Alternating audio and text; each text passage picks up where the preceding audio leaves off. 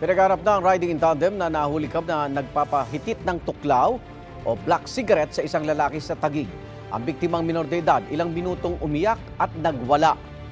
May unang balita si EJ Gomez.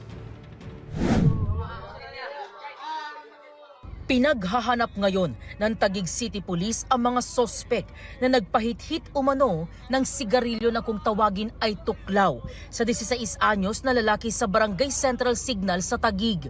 Ang lalaki kitang sumisigaw, umiiyak at nagwawala kaya dinala siya sa ospital. Tinanong ko yung bata, sabi niya, "Sir, may lumapit po sa amin na nakamotor, dalawa, tapos tinanong yung kasama ko kung pwede magbomba." Di pag pumayag yung isa nagbomba. Pag bomba niya, nag-hits siya. Pag hits, alis agad yung lalaki na nagpahit sa kanila. After 5 minutes po, yun, nangisay-ngisay na, bumagsak na po sa sahig. Kinumpirma ng Taguig City Police na mayroon nga nagpahit-hit ng sigarilyong tuklaw sa biktima. Sa pool sa CCTV ng Barangay Central Signal, ang dalawang lalaking sospek sakay ng motorsiklo. Nakita natin doon na meron ng dalawang lalaki na umapproach dito sa biktima natin. Casual lang sila nag-uusap, then yun na nga, parang pinapano siya ng sigarilyo, which is sabi tuklaw. Tsaka umalis yung dalawang unidentified pa rin natin. Posible raw na dayo lang sa lugar ang mga sospek. Tumangging humarap sa kamera ang 16 anyos na biktima na isang grade 11 student. Pero kwento niya, hindi raw niya kakilala ang dalawang lalaking lumapit sa kanya dito mismo sa aking kinatatayuan. Pinilit lang daw siyang humithit ng sinasabing tuklaw.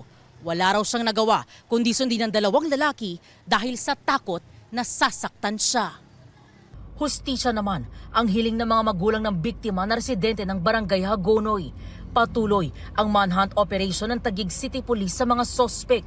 Pinaigting naman ang curfew sa lugar kasunod ng insidente. Nakita naman natin na hindi maganda talaga yung reaksyon. Hindi pa natin alam kung ano yung after effects sa kabataan. Kaya alarming to para sa amin. Itong tuklaw na sinasabi nila is napaka-dangerous sa katawan natin. Kasi ito, mataas yung nicotine na inilalabas nito. Ito ang unang balita. EJ Gomez para sa GMA Integrated News. Igan, mauna ka sa mga balita, mag-subscribe na sa GMA Integrated News sa YouTube para sa iba't ibang ulat sa ating bansa.